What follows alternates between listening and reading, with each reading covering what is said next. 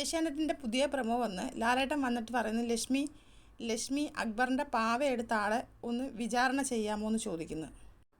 ലക്ഷ്മി ചോദിക്കുന്നത്, സത്യത്തിൽ എത്ര എണ്ണം എടുത്തു?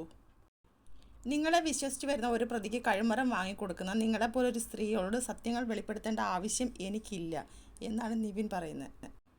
അടുത്ത ആര്യൻ പറയുന്നത്, പാവകൾ അടിച്ച് മാറ്റിയിട്ടുണ്ടെന്ന് എന്നോട് പറഞ്ഞു. അടുത്ത സാക്ഷി പറയാനായിട്ട് വരുന്നത് നൂറയാണ്. നൂറ പറയുന്നത്, എന്നോട് വന്ന് പറഞ്ഞിട്ടുണ്ടായിരുന്നു അക്ബറിൻ്റെ പാവകൾ ഞാൻ എടുത്തു എന്ന്.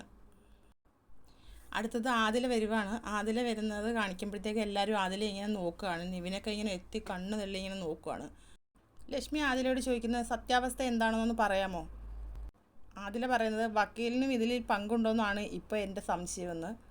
അപ്പം ലാലേട്ടൻ ചോദിക്കുന്നത്, അക്ബറിന് എന്തെങ്കിലും പറയാനുണ്ടോ? അക്ബർ പറയുന്നത്, മൊത്തം ആ ഗെയിമിനെ ഇല്ലാതാക്കാൻ വേണ്ടിയുള്ളൊരു മൂവായിട്ടാണ് എനിക്ക് തോന്നിയതെന്ന്.